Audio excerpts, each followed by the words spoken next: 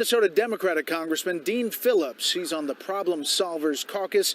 Congressman, thanks for being here. Good to be with you, Brett. You know, we're getting this information real time, and we've got a couple people telling us that, in fact, the plug was pulled on this infrastructure vote tonight. You surprised by that? I'm disappointed. And not because I'm a Democrat, mind you. I'm disappointed because I'm an American. I'm disappointed because I work with 28 Democrats and Republicans on the Problem Solvers Caucus that helped put this bill together. The country needs it. 19 Republican senators voted for it. We should all be disappointed. I revere this institution, the one behind us right now, and there are people around the world leaders that don't think our system of governance can work any longer. And I'm out to prove it can. A lot of Democrats and Republicans are out to do the same, so I'm disappointed. But we're going to get it done. The reason it wouldn't come up tonight is because progressives would, en masse, say, we're not voting for it unless we see the text of this reconciliation bill. The absence of pragmatism is a great challenge on both sides of the aisle. And it's manifested itself once again tonight. I think we'll overcome it, but it disappoints me. You've seen Speaker Pelosi herd the cats. She is known for pulling a rabbit out of the legislative hat. To see her whip the vote and do the count is kind of unique. It is, and the President of the United States of America came to do the same today.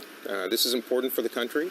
I do believe there are enough Democrats and Republicans probably to pass it tonight. Obviously, that confidence is not manifest in the leadership right now, but I think we'll get back here next week and get it done. There's pressure on Senators Sinema and Manchin, partly from Senator Bernie Sanders. Take a listen.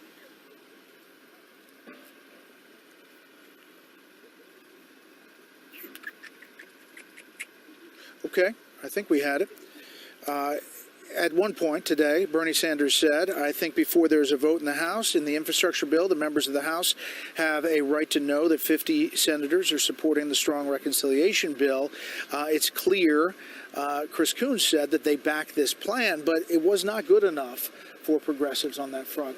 For people who say, we didn't like when Speaker Pelosi said we need to pass the bill before we know what's in it, it seems like it's the same process again.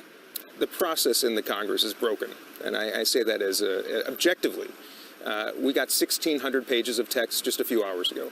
This happens regularly, huge packages, and the institution's not well designed to operate in the way that our founders really intended, and that's not a partisan perspective. I think that's a universally accepted perspective, and we got to do better. These packages, and by the way, this is not unique to one side of the aisle or the other. Process has to improve. That's why I'm here. That's why the Problem Solvers Caucus exists, to do this better, because I don't think constituents are being well served, and certainly the country. Well, I know you want to vote yes on the infrastructure bill, but where are you on the reconciliation bill?